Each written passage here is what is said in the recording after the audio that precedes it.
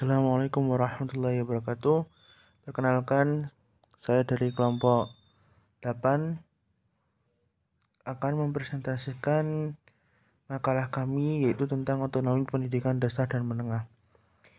Sebelumnya saya akan perkenalkan nama-nama kelompok 8. Yang pertama adalah Asa Satmika Cahyaningrum, yang kedua saya sendiri Azim Hakoni, yang ketiga Yuniar Hasta Ningtyas.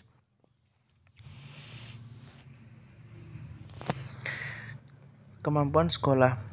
Program belajar pendidikan dasar harus mengembangkan potensi peserta didik secara terpadu pada sinergis.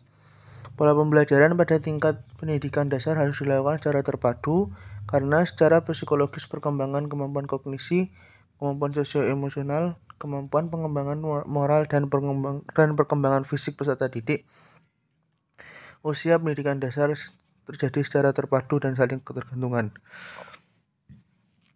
Program belajar dan pembelajaran pada jenjang pendidikan menengah harus memperhatikan pengembangan potensi dominan peserta didik, sehingga program belajar pada jenjang pendidikan menengah dapat mendukung suksesnya kehidupan peserta didik, baik pengembangan individu maupun pengembangan sebagai anggota masyarakat. Kemudian dalam otonomi pendidikan, tanggung jawab pemerintah pusat dalam penyelenggaraan pendidikan adalah menetapkan standar-standar penyelenggaraan pendidikan dasar. Otonomi pendidikan menengah dalam meningkatkan relevansi pendidikan dimaksudkan untuk menghasilkan lulusan yang sesuai dengan tuntutan kebutuhan berbasis potensi sumber daya alam Indonesia. Kemudian selanjutnya transparansi manajemen. Peraturan Pemerintah Nomor 48 Tahun 2008 menyebutkan bahwa prinsip transparansi dalam pengelolaan dana pendidikan dilakukan dengan memenuhi asas kepatutan dan tata kelola yang baik oleh pemerintah daerah, masyarakat, dan satuan pendidikan. Transparansi sekolah menurut Teraini. Yang pertama, adanya keterbukaan kebijakan anggaran sekolah. Yang kedua, adanya keterbukaan dokumen anggaran sekolah. Yang ketiga, keterbukaan laporan pertanggungjawaban. Dan yang terakhir, adanya akses informasi yang siap, mudah dijangkau, bebas diperoleh, dan tepat waktu. Sekolah dasar dan menengah diharapkan memiliki laporan pertanggungjawaban, termasuk laporan keuangan sekolah yang terdiri dari neraca, laporan surplus defisit, laporan arus kas, serta perhitungan biaya yang dihabiskan oleh tiap siswa. Pelayanan dan penyediaan pendidikan terjadi persaingan antara sekolah swasta dan publik. Yang ketiga adalah akuntabilitas. Akuntabilitas kinerja sekolah dasar dan menengah yaitu di mana sekolah perlu memetakan program sekolah guna menunjang visi dan misi sekolah. Kinerja berfokus pada program sekolah dengan mengidentifikasi input, proses, dan output. Ada 3 pilar utama yang menjadi prasyarat terbangunnya akuntabilitas. Yang pertama, adanya transparansi para penyelenggara pendidikan dalam menetapkan kebijakan publik dengan menerima masukan dan mengikutsertakan institusi terkait.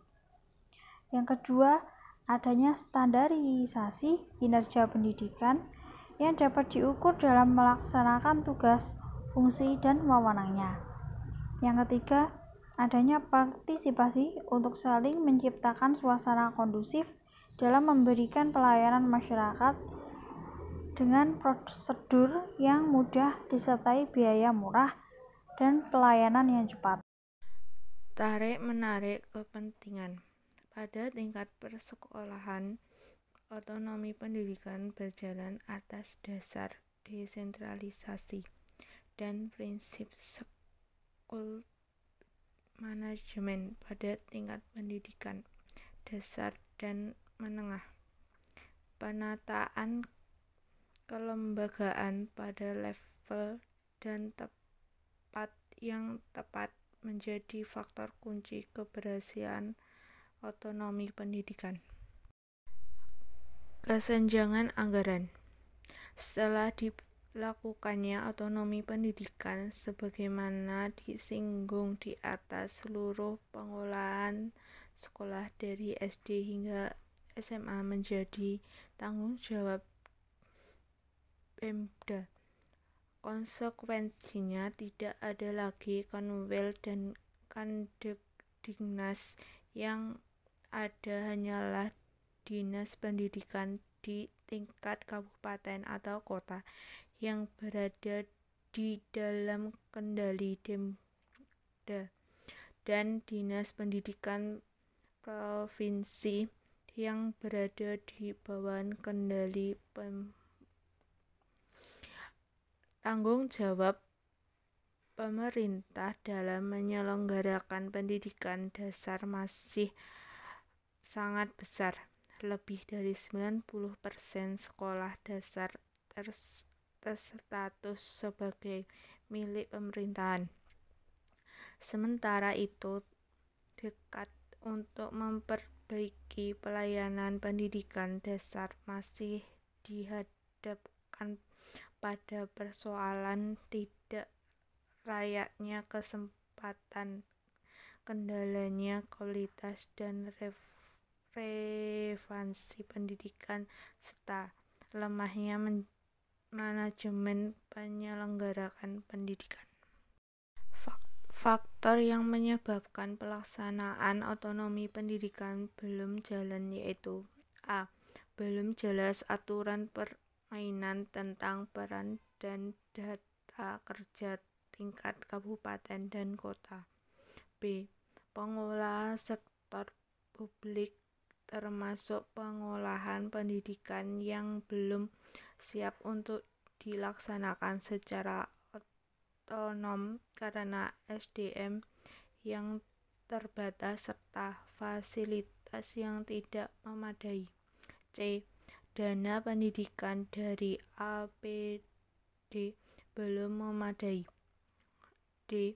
Kurangnya perhatian pemerintahan maupun pemerintahan daerah untuk lebih melibatkan masyarakat dalam pengolahan pendidikan. E. Otoritas pimpinan, dalam hal ini bupati atau wakil bupati sebagai penguasa tingkat di daerah, kurang memerhatikan dengan hubungan kondisi pendidikan di daerahnya, sehingga anggaran pendidikan belum menjadi prioritas utama. E. Kondisi dari setiap daerah tidak memiliki kekuatan yang sama dalam menyelenggarakan pendidikan disebabkan perbedaan sarana dan prasarana dan dana yang dimiliki.